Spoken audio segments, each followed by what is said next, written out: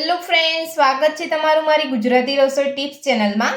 તો આજે આપણે બનાવીશું વધેલા ભાતનો હાંડવો। તો ચલો આપણે બનાવવાનું શરૂ કરીએ। તો વધેલા ભાતનો હાંડવો બનાવવા માટે મેં અહીંયા એક બાઉલ વધેલા ભાત લીધા છે। તો સૌથી પહેલા આપણે ભાતને એક મિક્સર જારની અંદર લઈ લઈશું। તો ભાતને આપણે અહીંયા મિક્સર જારની અંદર લઈ લીધા પછી હવે આપણે તેની અંદર એક વાટકી દહીં ઉમેરીશું। મિક્સર જારનું ઢાંકણ બંધ કરી અને બધું સરસ પીસી લઈશું। તો ભાત અને દહીં આપણે અહીંયા સરસ પીસી લીધા છે। તો હવે આપણે તેને એક બાઉલની અંદર કાઢી લઈશું। તો બધું પીસીને આપણે એક બાઉલની અંદર કાઢી લીધું છે। તો હવે આપણે તેને સાઈડ ઉપર રાખીશું અને આપણે આદુ લસણ મરચાંની પેસ્ટ બનાવીશું। તો આદુ લસણ મરચાંની પેસ્ટ બનાવવા માટે મેં અહીંયા એક મોટું લીલું મરચું લીધું છે અને 1 ઇંચ આદુનો ટુકડો લીધો છે અને 8 થી 10 લસણની કળી લીધી છે।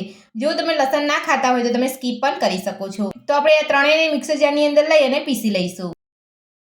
તો આપણે આદુ લસણ મરચાંને પીસતી વખતે આપણે પાણીનો ઉપયોગ સહેજ પણ નથી કરવાનો, આપણે પાણી ઉમેર્યા વગર જ પીસવાનું છે। તો હવે આપણે મિક્સર જારનું ઢાંકણ બંધ કરીને બધું સરસ પીસી લઈશું। આદુ લસણ મરચાં આપણે મિક્સર જારની અંદર પીસી લીધા છે। હવે આપણે તેને સાઈડ ઉપર રાખીશું। તો હવે આપણે હાંડવામાં ઉમેરવા એક મીડિયમ સાઇઝની દૂધી લીધી છે। તો દૂધીને આપણે ઉપરની છાલ કાઢી અને છીણી લઈશું। તો દૂધીની ઉપરની છાલ કાઢી લીધી છે। તો હવે આપણે આખી દૂધીને જ ધોઈ લઈશું, ત્યારબાદ આપણે દૂધીને છીણી લઈશું। તો દૂધીની ઉપરની છાલ કાઢી અને આપણે અહીંયા ધોઈ લીધી છે। તો હવે આપણે દૂધીને છીણી લઈશું।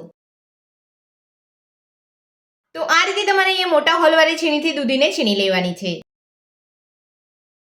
તો બધી જ દૂધી આપણે અહીંયા છીણી લીધી છે। તો હવે આપણે છીણેલી દૂધીને પીસેલા ભાત સાથે લઈ લઈશું।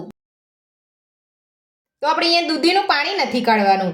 તો આપણે છીણેલી દૂધી આપણે અહીંયા બાઉલની અંદર ઉમેરી લીધી છે। તો હવે આપણે તેની અંદર 1 ચમચી આદુ લસણ મરચાંની પેસ્ટ ઉમેરીશું, સાથે જ 1 વાટકી સોજી ઉમેરીશું, ઝીણા સમારેલા લીલા ધાણા ઉમેરીશું।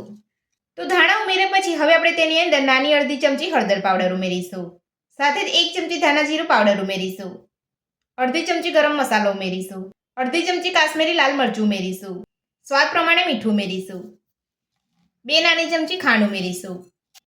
ખાંડની જગ્યા પર તમારે ગોળ લેવો હોય તો તમે ગોળ પણ લઈ શકો છો। બધું સરસ મિક્સ કરી લઈશું। બધું સરસ મિક્સ કર્યા પછી જો તમને અહીંયા જરૂર લાગે તો જ પાણી ઉમેરવાનું છે અને હું તમને અહીંયા ખીરું બનાવીને બતાવી દઉં છું। તો બધું જ આપણે અહીંયા સરસ મિક્સ કરી લીધું છે। તો હવે આપણે તેને ઢાંકીને 10 મિનિટ માટે રહેવા દઈશું। તો હાંડવાના ખીરાને ઢાંકી અહીંયા 10 મિનિટ જેટલો સમય થઈ ગયો છે। તો હવે આપણે ચેક કરી લઈશું। તો સોજી આપણું એકદમ સરસ ફૂલી ગયું છે અને ખીરું પણ આપણું એકદમ સરસ અહીંયા સેટ થઈ ગયું છે। તો હવે આપણે ખીરાની અંદર 2 થી 3 ચપટી જેટલો બેકિંગ સોડા ઉમેરીશું। બેકિંગ સોડા ઉમેરીને ઉપરથી 2 થી 3 ચમચી જેટલું પાણી ઉમેરીશું। બધું સરસ મિક્સ કરી લઈશું। પાણીનો ઉપયોગ આપણે આટલો જ કરવાનો છે, તો વધારે પાણી આપણે નથી ઉમેરવાનું। જો તમે અહીંયા વધારે પાણી ઉમેરશો તો તમારો હાંડવો સારો નહીં બને। તો સોડા ઉમેરીને આપણે બધું સરસ મિક્સ કરી લીધું છે અને આપણું અહીંયા હાંડવાનું ખીરું બનીને તૈયાર છે। તો હવે આપણે ખીરામાંથી હાંડવો બનાવીશું। તો હાંડવો બનાવવા માટે આપણે ગેસ ઉપર એક પેન રાખ્યું છે। તો પેનની અંદર 1 ચમચી જેટલું તેલ ઉમેરીશું, સાથે જ થોડા સફેદ તલ ઉમેરીશું અને હાંડવાનું ખીરું લઈ લઈશું। તો તમારે અહીંયા નાનો મોટો જે રીતનો હાંડવો બનાવવો હોય એ રીતનો તમે અહીંયા હાંડવો બનાવી શકો છો। તો હાંડવાનું ખીરું આપણે પેનની અંદર લઈ લીધું છે। તો હવે આપણે તેની ઉપર થોડા સફેદ તલ ભભરાવીશું। તો હવે આપણે હાંડવાને ગેસની મીડિયમ ફ્લેમ પર 3 મિનિટ માટે ઢાંકીને થવા દઈશું। તો હાંડવાને ઢાંકી અહીંયા 3 મિનિટ જેટલો સમય થઈ ગયો છે। તો હવે આપણે ચેક કરી લઈશું। તો તમે જોઈ શકો છો હાંડવો આપણો એકદમ સરસ ફૂલ્યો છે। તો હવે આપણે હાંડવાને પલટાવી લઈશું। તો બધી બાજુ આપણે તેલ લગાવી લઈશું અને તમે જોઈ શકો છો આપણા હાંડવાનો એકદમ સરસ કલર આવ્યો છે। તો હવે આપણે હાંડવાને ઢાંકીને 2 થી 3 મિનિટ માટે બીજી બાજુ કૂક થવા દઈશું। તો 2 થી 3 મિનિટ જેટલો સમય થઈ ગયો છે। તો હવે આપણે બીજી બાજુ ચેક કરી લઈશું।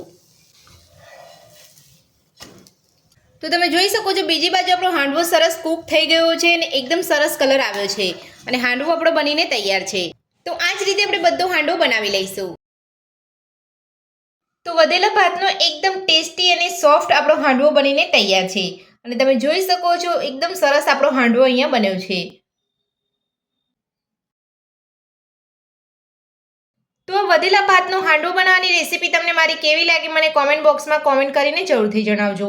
આજની રેસીપી પસંદ આવી હોય તો વિડીયોને લાઇક કરજો, ચેનલને સબસ્ક્રાઇબ કરજો, તમારા મિત્રોને જરૂરથી શેર કરજો। Thank you.